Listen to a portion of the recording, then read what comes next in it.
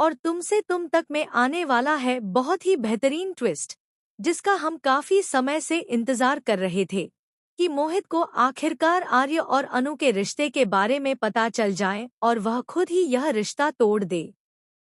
पुष्पा जी भी यही चाहती थी और आखिरकार यह बात सच हो चुकी है। आने वाले ट्रैक में हम देखेंगे कि मोहित आर्य और अनु की सारी बातें सुन लेता है। सब कुछ सुनने के बाद जब वह मंडप में पहुंचता है तो अनु को रोक देता है। वह कहता है, हो गया तुम्हारा नाटक, अब मैं यह शादी नहीं कर सकता। मैं जानता हूँ कि तुम आर्य सर से प्यार करती हो और आर्य सर भी तुमसे प्यार करते हैं। तुम दोनों शादी करना चाहते थे, लेकिन कुछ वजहों से शादी नहीं हो पाई। यह बात मैं पुष्पा जी से भी कर चुका हूँ।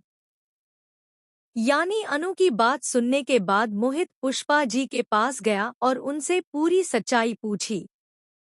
पुष्पा जी ने साफ साफ बता दिया कि आर्य और अनु एक दूसरे से बेहद प्यार करते हैं और शादी करना चाहते हैं, लेकिन शर्मा जी इस रिश्ते के लिए तैयार नहीं थे। अब मोहित खुद जिम्मेदारी लेता है और फैसला करता है कि वह आर्य और अनु की शादी करवाएगा। वह तुरंत मंडप में जाकर शादी रोक देता है।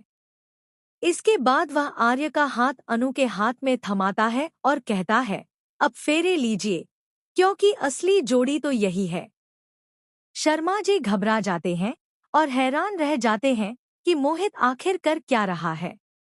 लेकिन मोहित उन्हें समझाता है कि जो लोग एक दूसरे से प्यार करते हैं वही साथ में खुश रह सकते हैं।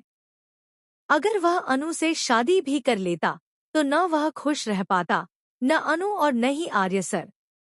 यह सुनकर शर्मा जी का सिर झुक जाता है।